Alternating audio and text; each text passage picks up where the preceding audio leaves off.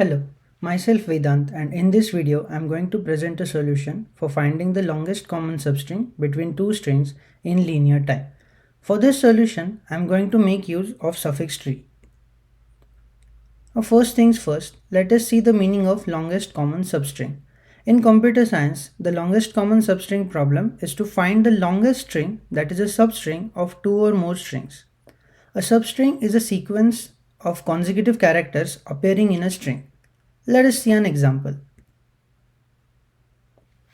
Here we have two strings, one which has characters A, B, C, D, A, B, B, and the other has characters B, C, B, C, D, A, A, B. Now each character of a string can be its substring, and all subsequences of consecutive strings can be substrings. Here I have listed substring which are common to both the strings. Among these substrings, the longest substring is BCDA. Now we will see how to find this longest common substring.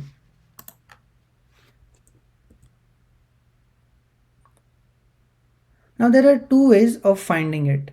First one is by dynamic programming, but the dynamic programming approach is trivial and takes quadratic time to solve this problem. Imagine a situation where you have to find plagiarism for a research paper. Finding the substrings would take a lifetime. So we have to achieve something efficient, some approach that can compute the LCS in linear time. That's when the second method comes into picture. Second method is by using a suffix tree. We will build a suffix tree in linear time and use the tree to determine the longest common substring.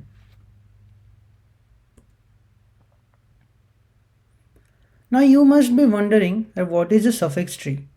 Suffix tree or trie is a data structure with some rules. It's a tree data structure with some rules. It is constructed for strings to determine the suffixes of a string. The suffix tree for a string s of length n is defined as a tree such that the tree has exactly n leaves numbered from 1 to n. Except for the root, every other internal node has at least two children. Each edge is labeled with a non-empty substring of s. No two edges starting out of a node can have string labels beginning with the same character. The string obtained by concatenating all the string labels found on the path from the root to leaf I spells out suffix s of I to n for I from 1 to n. Now, this might be confusing, so let us see an example to understand these rules.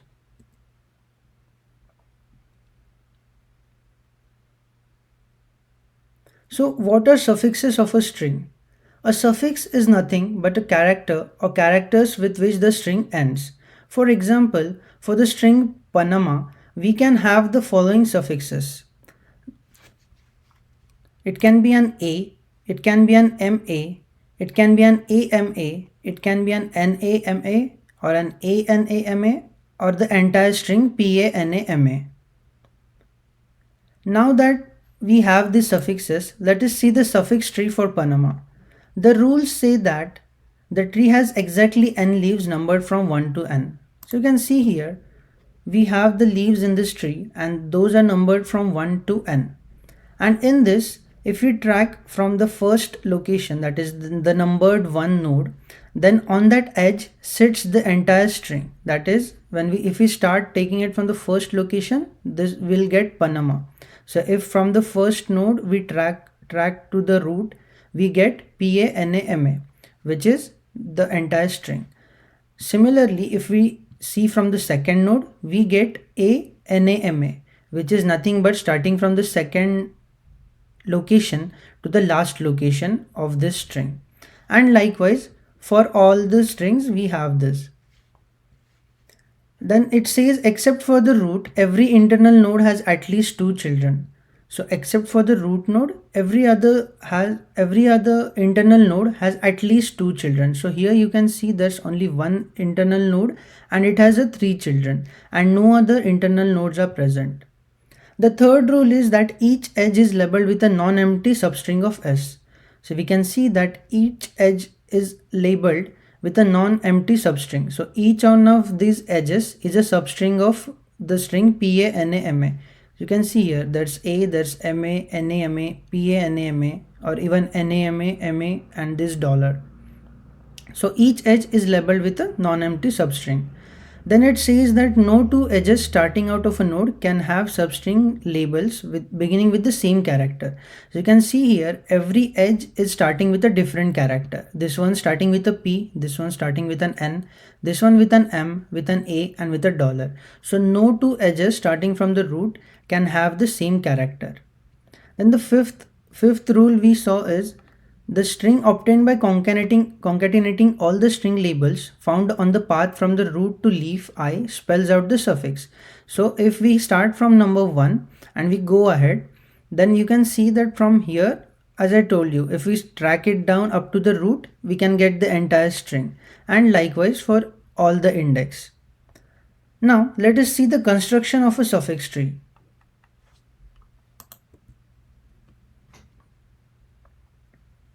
Now there are various algorithms to construct a suffix tree. We are using suffix tree to find out the longest common substring in linear time. So we need an algorithm which will construct the suffix tree in linear time.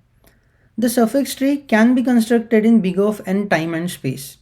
A suffix tree for a string s of length n can be built in big O of n time for a constant sized alphabet. To find the longest common substring of the strings s of I and s of j, a suffix tree can be constructed in big O of n of I plus n of j time. Now here s of I is the first string, s of j is the second string. S of I has length n of I and s of j has length n of j. And so the entire suffix tree, the generalized suffix tree, can be constructed in big O of n of I plus n of j time. We will go through an algorithm for constructing suffix tree in linear time. The algorithm is Yukonen's algorithm, which is named after Esko Yukonen, who proposed this algorithm in 1995. A Yukonen's algorithm is a linear time online algorithm used to construct suffix trees. The algorithm takes the first character of the string and builds an implicit suffix tree. Other characters of the string are then added progressively, and hence it becomes an online algorithm. The algorithm builds an implicit suffix tree T of I for suffixes S1 to I and uses the suffix extension rules to construct another implicit tree T of I plus 1. So in every step we take the next character and build an implicit suffix tree, and then we progress using the suffix extension rules. Now let us see the suffix extension rules.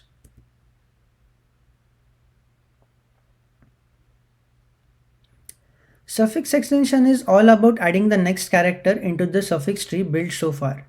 And there are 3 rules to add the next characters and construct an implicit tree T of I. The rule 1 is if the path from the root labeled as j to I ends at a leaf edge, that is s of I is last character on the leaf edge, then the character s of I plus 1 is just added to the end of the label on that leaf edge. Rule 2 says if the path from the root labeled s of j to I ends at non-leaf edge, that is there are more characters after s of I on the path and next character is not s of I plus 1, then a new leaf edge with label s of I plus 1 and number j is created starting from character s of I plus 1. A new internal node will also be created if s of 1 to I ends inside, that is in between a leaf edge, a non-leaf edge. And the rule 3 says if the path from the root labeled s of j to I ends at non-leaf edge, that is there are more characters after s of I on the path and next character is s of I plus 1, that is which is already in tree, then we have to do nothing. This is a do nothing condition or a do nothing rule. Now we will see the application of these rules with an example. Now here we have taken a string XAB XAC and this dollar is nothing but a delimiter which we applied to understand that okay this is where the string ends. So this is just a delimiter or a terminating character. Now we'll construct a suffix tree for the string XAB XAC by using Yukonen's algorithm. So in step 1 we have taken the root and we'll be adding the first character which is x and we'll label the node accordingly. Now here, for just for understanding purposes, I've labeled all the nodes, whether it's an whether it's an internal node or a leaf node. I've just labeled them all. That is for the better understanding. Now here we have added the first character, that is x, and this addition is done by the rule 1. Similarly, we will be adding the second character. Now this is where we are building another implicit tree. Okay, and this tree is again built by rule 1. Now rule 1 is simple. It just asks us to add the character to the end of the string on edge leading to a leaf node.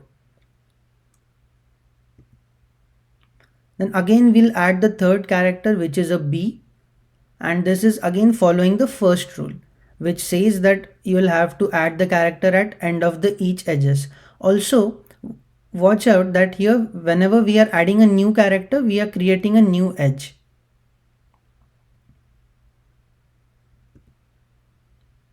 Now the next step is where we see an x. Now here you can observe that we already had an x as the first character, and again we are seeing an x. So whenever we see an x again, then it goes to the rule 3 of the algorithm. The rule 3 says that if there are more characters after s of I on path and next character is s of I plus 1, that is the character is already in tree, then do nothing. So that's what we'll be doing here. We will be adding this x here, but will not do anything else. Now this is an important concept of the pointers over here. You must have seen that the active edge has been changed to x, the active length has been changed to 1, and the remainder has been changed to 1. Now I'll explain what are these in simple terms. The active edge is the edge at which we are looking. The active length is the length of the characters to which we are looking, and the remainder is the number of repeated characters which we have seen. So currently we have seen one repeated character, and which is present at the first location, and we have updated the active edge to x since we have seen an x again. So we keep the pointer at the first character, that is x, and we create this edge as an xabx. Then again for the next character we are seeing an a, and whenever we are seeing an a, we already saw an a after the x. So we already had xa over here. Now we are again having an xa over here after the b. So what we do is, by following the rule 3, we simply add the a and we increment the remainder and the active length as well. Since now we have two characters which are already seen, we make the remainder to 2 and we increment the active length. Now for the next character, here after a we have a c, and to add a c it will be a difficult task because we already had xa, so we did nothing for the previous two steps. Here for these two steps we had x and a and we did nothing, but now after this xa we have a b in the string. So ideally here after xa we saw a b, and now here after xa we are seeing a c, and since we are seeing a c, this is no more a common string, so we'll have to split this, and using rule 2 will make a split. So now here we are adding a c, and you can see that using rule 2 we split it. So what does rule 2 say? If next character is not same, then split the characters into two branches from the character next to the current active length character. So here you can see the current active length character was a, so the character next to it is b, and then when we add a c, that is we are seeing a character which is different than the next character, that is b. So we just add the character and we add two edges. So from xa we add a c, an edge for c, and we add the bxac next to it, and we split from there. So from xa will split into two edges, one will be bxac and one will be a c, and this will be termed as an internal node. Once we have split the edges, we have decremented the remainder and the active length as well, and we have once we decrement that, so here you can see that the active length was 2, the remainder was 2, and the active edge was x. But now what we do is, once we make this split, then we'll have to decrement the remainder and we'll have to decrement the active length as well. So once that is decremented, it will reach the previous character, which was an A. So from here, if we decrement the active length and active character, it will go to an A. So the active edge will be changed to the character which is here. So that will be an A. Now why is this? Because if you observe, these characters were getting repeated over here. The same were getting repeated over here as well. So we'll have to take care of this condition also. So what we do is, we'll decrement the remainder, we'll decrement the active length, and we'll change the active edge to the character which is present over here. So that is an A. So the active edge will be changed to A. Now we are on the edge A and we check again. So after A we are having a B, and then here after A we are having a C. So we'll have to split here again. So again, by applying rule 2, that is, if next character is not same, then split the characters into 2 branches from the character next to the current active length character. So what we do is, the current active length character here was A, the next character to it was B. So we split from B into BXAC and we add a new edge C over here as well. So this is by following the rule 2. Now here you might have noticed that we have added a dotted line or a dotted arrow from node 4 to node 6. This is a link termed as a suffix link. The suffix link denotes that the suffixes we get from the children of the nodes linked with the suffix link are same. So here you can observe that from node number 4, the children are node 1 and node 5, which is BXAC and C. And the same again are from node 6. If we check for node 6, its children are node 2 and node 7, which are BXAC and C. So these two are exactly the same. So these are the same set of prefixes. So sorry, the same set of suffixes. That is why we add a suffix link to it. Now moving to next, I'll give an example of suffix link. So here's an example of suffix link.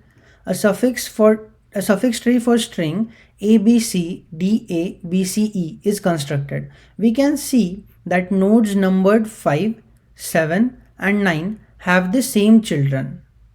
So they are linked with the suffix link. You can observe here that 5 has 2 children. One is DABCE dollar and the second is E dollar. Same is with node number 7, DABCE dollar and E dollar. And same is with node number 9, DABCE dollar and E dollar. So we connect them with a suffix link, which says that the children or the suffixes after this node are the same. So coming back to our example, now here we have added the C. Now the only thing remaining to add is a dollar. So let's by rule 1 we'll add the dollar as well. So you can see that here we are adding, by using rule 1, we have added a dollar to all the leaf nodes, and we have also created an edge using a dollar. So that is how you construct a suffix tree using Yukonen's algorithm. So this is our final suffix tree for the string XAB XAC. You can see here that I have made the changes and I have numbered the leaf nodes from 1 to n, that is 1 to 7. And all the suffix tree properties are being followed over here. With the addition of n literal dollar, we complete the suffix tree. It is interesting to note that at any given time, Yukonen's algorithm builds the suffix tree for the characters seen so far, and so it has an online property which allows the algorithm to have an execution time of big O of n. Now that we have seen the construction of suffix tree, let us move towards the solution of finding the longest common substring using a suffix tree.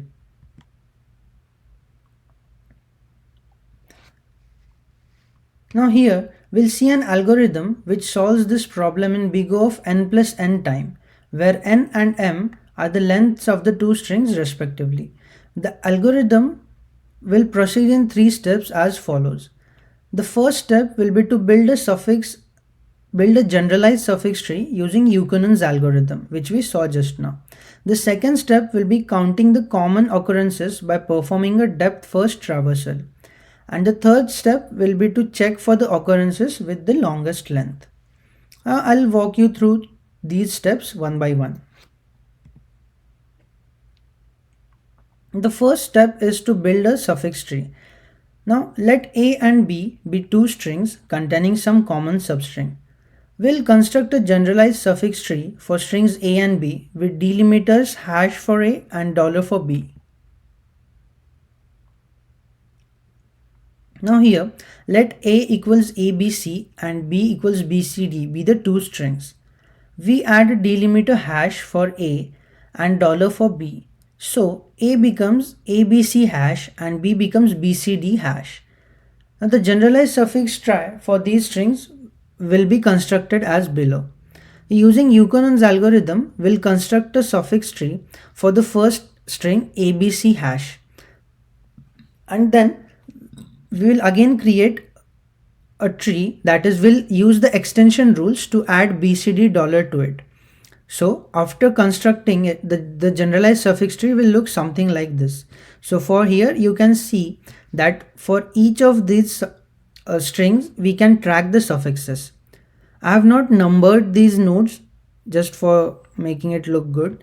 So but more or less it's the same generalized suffix tree. So if we trace it back, we can get all the suffixes of this tree, these strings A and B using this tree. So if we track back from D dollar is one of the suffixes of B, then CD dollar is another suffix, C hash is the suffix for this one, BCD dollar is the suffix for this one, ABC hash is the suffix for this one, dollar is suffix for this one, hash is again a suffix for this one, and BC hash is also suffix for this string.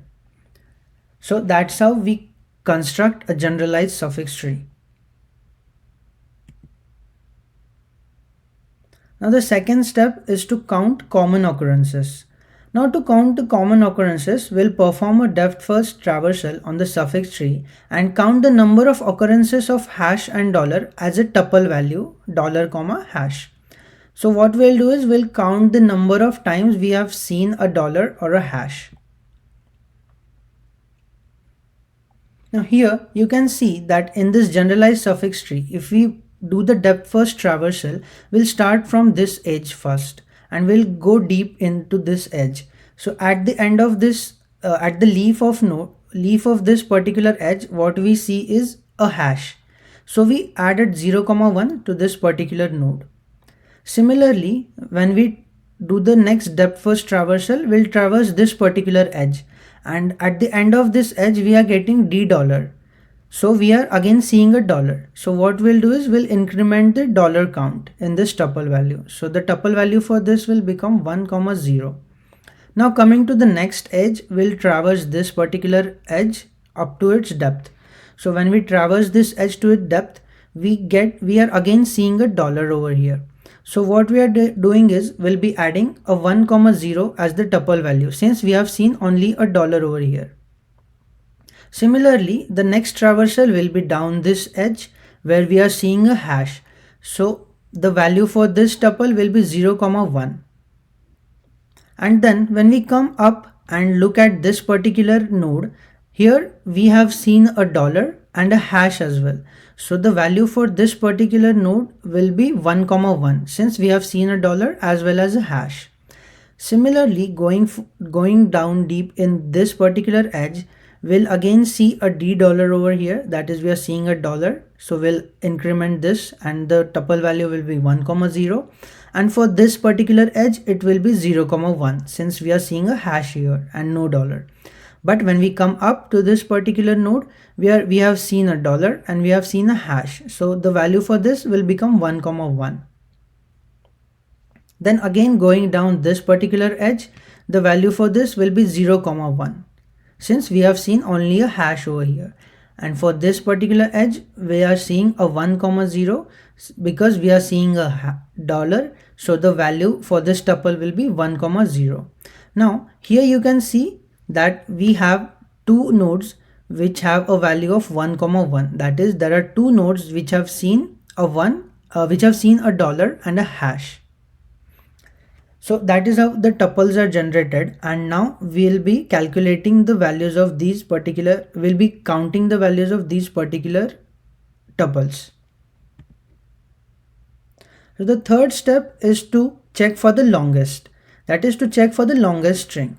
Now here we'll be comparing the dollar comma hash tuple values and choose the longest substring. So in this tree, you can see that whatever suffixes were after C and BC are the same. So there should be a suffix link between this node and this particular node. And once we add a suffix link between these two nodes, that means that the suffixes following these particular nodes are the same. So here we have two nodes which have the same tuple value. So while we count the occurrences of dollar and hash at each node, we'll have to maintain an array of max count. If at any internal node, the value of the tuple dollar and dollar comma hash is greater than the current update, the entry will have to update the entry in that particular array. So let's say we are maintaining an array, we are traveling down over here. So the max will be 0, 1. Here it will be 1, 0. Then again as we traverse more and more, here it will be again 1, 0, 0, 1. But when we reach this particular node, the value will be 1, 1, and then we'll have to add it to the max tuple, update the value in the max tuple array as 1, 1 with the edge C. But in case if we get the same maximum tuple value for multiple internal nodes, then what we'll have to do is compare the length of strings for which we are getting the tuple value.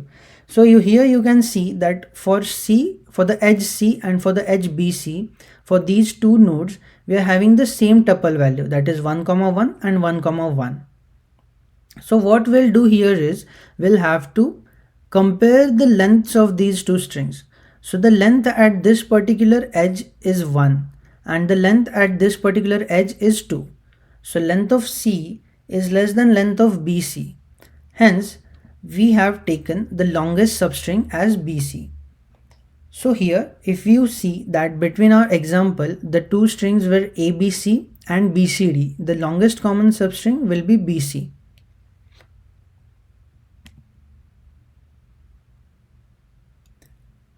So what's the conclusion? The conclusion is that the longest common substring problem is solved in linear time. Making use of suffix tree constructed in linear time using Yukonen's algorithm, we solved the longest substring problem in linear time.